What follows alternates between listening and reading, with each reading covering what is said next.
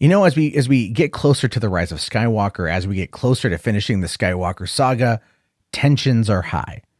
I think that's a fair assessment to make, right? Tensions are high among fans, among diehard fans or casual fans or the fandom menace or the gray Jedi or whatever, the absolute super positive pro Star Wars fans are. I don't even know what they want to call themselves.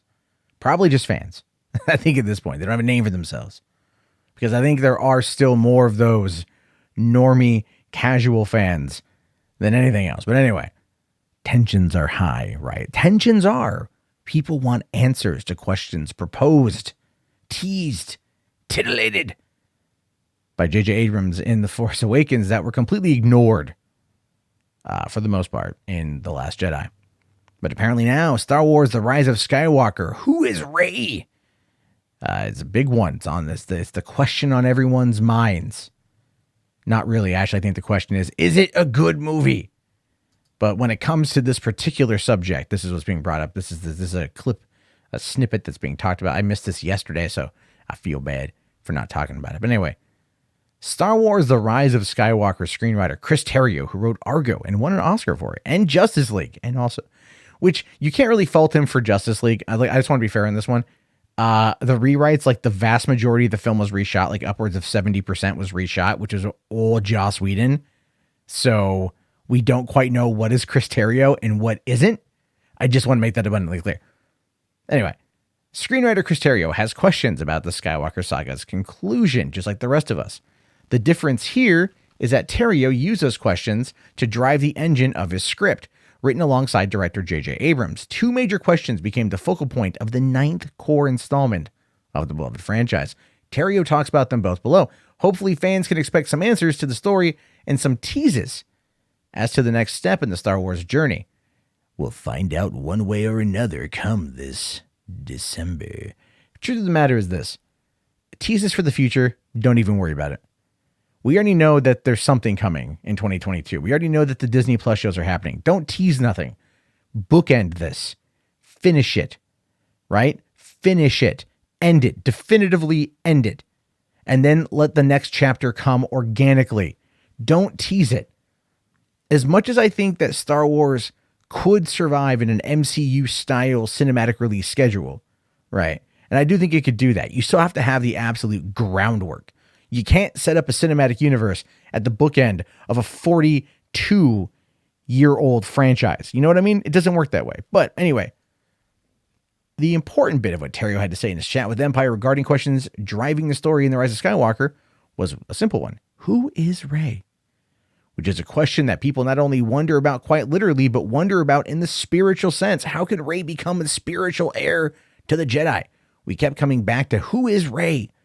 And how can we give the most satisfying answer to that? Not only factually, because obviously people are interested in whether there's more to be learned of Rey's story, but more importantly, who is she as a character? How will she find the courage and will and inner strength and power to carry on what she's inherited? And the second one is, how strong is the Force? What is the Force and how strong is the Force?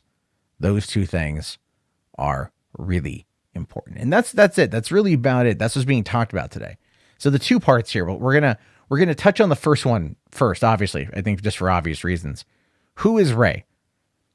Well, to a lot of people, Rey, Daisy Ridley, is a Mary Sue character, right? Completely undeserving of the powers that she has been given because we haven't seen her learn how to use them.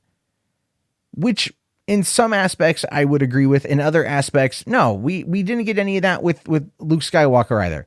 He had one training mission with Obi-Wan with the visor and the little remote droid, and that was it. That was it. That was the only training he got in Star Wars. And then in Empire Strikes Back, he was a lot more proficient with the lightsaber. He able to use a force pull to cut himself down from the Wampa. And then cut off the arm of the Wampa, and then he did a little bit of training with Yoda. Look, here's the deal. There's a lot there that could be better done through exposition. Okay, the exposition could be a lot better. I'm not going to disagree.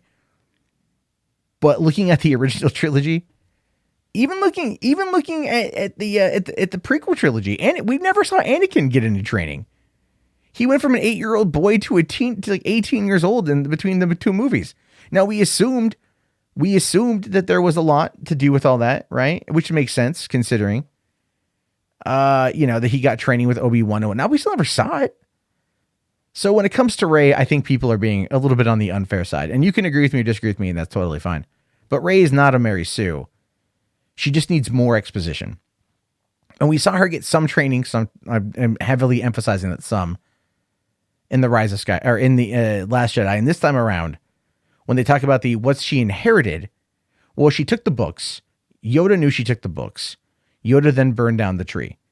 The leaks all suggest that Leia is going to be the one that is looking after and training Rey over the coming years. Now, the time in between the Force Awakens and the Return to and the Last Jedi is like a day. It's not long. It is not long at all. It's like they go back to the base, right? That's what they do. It's literally like the next day. It's like the Halloween 2 to Halloween 1. It just picks up right at the end. So there's that. And she didn't get a lot of time, and she still was able to hold off the Praetorian Guard. I don't even think she did very well with them. She held them off defensively, even though there was that one shot of the guy clearly pulling his punches because he had a clear open shot to her back with a blade, and he just held back. He's like, I don't know, this isn't honorable. So there was that. That was pretty funny. But then Kylo did most of the work. If you go back and watch that scene, Kylo did most of the work. So she does need to be trained. And if Leia trains her in the ways of the Force, then she's read the text, she's read the books, she's been trained by Leia. Now all of a sudden, her having more powers, more abilities, more refined abilities makes a lot more sense. And I think that's what we're going to see, which is going to kind of do away with the Mary Sue argument. It's kind of a dead argument at this point, like I've said. I'd like to see more, but I think you can also look at her life on Jakku and go, you know what? Realistically, I mean, if you stop for a second, really, let me just put a pin in this argument. And I want to go off on a tangent. If you look at her life on Jakku, a lone girl on an alien desert planet,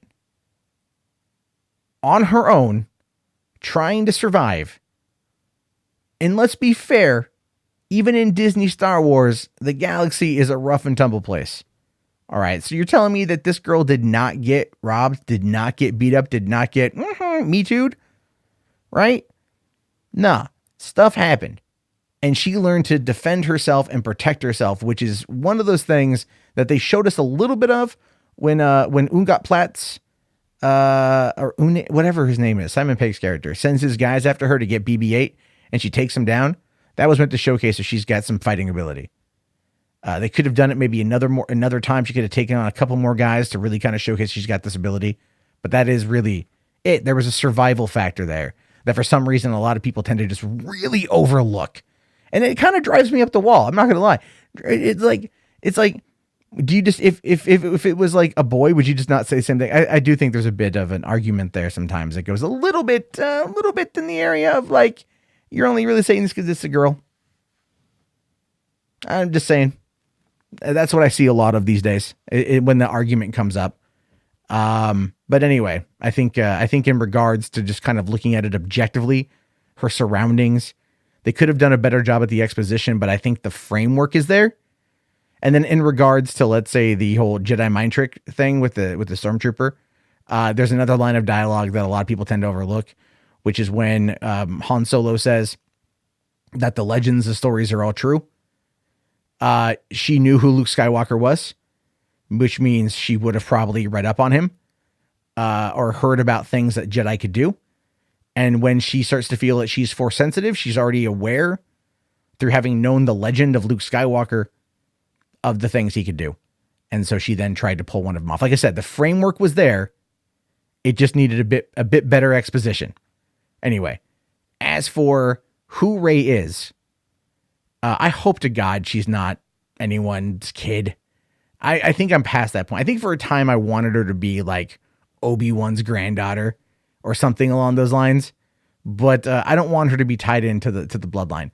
I mean, Anakin Anakin didn't have a tie into the bloodline. The midichlorians made him as a way to put balance against Pelagus. So, it's like having it just be the lineage. His family is prophesized to have defeated Darth Sidious, which I guess they didn't. So if she is a clone, that to me is actually probably more of like the fascinating aspect of it. Or it could be that, that Sidious, the Force knew Sidious was still out there 18, 19 years prior, what he was building. And it created her, similar to Anakin, as a way to challenge him directly. And that to me would actually be more interesting, because then that would be cyclical to how Anakin was created.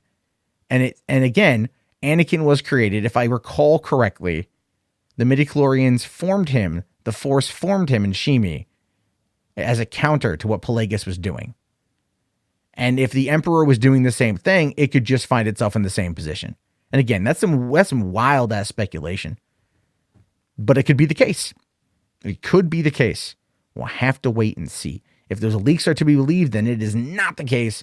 But I still think my idea would make a much better story than what we saw in that. But I do think they're going to go on a Ben redemption arc here. I just feel like there should be another movie. This shouldn't be the last one. This should be a makeup for episode 8, and then this should do a final film and shoot them both back to back or whatever. Then, of course, about there's that comment there, though, again, about how strong is the Force? What is the Force, and how strong is the Force? And again, going back to my previous thing there about how the midichlorians, and this is what Lucas wanted to do with this trilogy, is focus on the midichlorians, get into the microscopic aspect of the Force, get into that. The mitochondria, I'm probably not even saying that right. That's what he wanted. That's what he had wanted to do. So they could be taking bits of that and kind of saying, this is like the wills and the Force and midichlorians and, balancing. Snoke made a line in episode 8 when he was talking to Kylo, and he says the light will rise to meet the dark, or the dark will rise to meet the light. Basically balance. It's all balance. It's all cyclical, and that's what it really boils down to here. And I think that's what they're going to do. And I say that because that's how I would write it. Now, whether you like my idea or don't like my idea, that's actually something I want to hear. If you care about who Rey is, do you guys even care anymore? I think a lot of you are going to say no. I think a lot of you are going to come out and say, I don't really care. And that's okay. That's entirely fine. You don't have to care about that at all. Mostly because it's just not something I think you necessarily need to do. So anyway, your thoughts, your opinions, let me know down in the comments below. They should be fun. Whether you agree or disagree, please comment. Leave a like. If you've made it this far, go ahead and type in Skywalker in the chat so I know. If you want to support the channel, hit that subscribe, hit that bell. You can see there's Patreon right there. As also, that's a good way to support the channel. Hollywood After Dark, my podcast, is coming back, and we'll be taking live calls and everything else here when that comes back on. And of course, Patreon will tie into that, but we'll talk more about that later on. And hey, you guys have yourself a great night. I'm going to go watch Joker right now, and I'll let you guys know what I think about that later on. Again, have yourself a great one, guys, and peace out.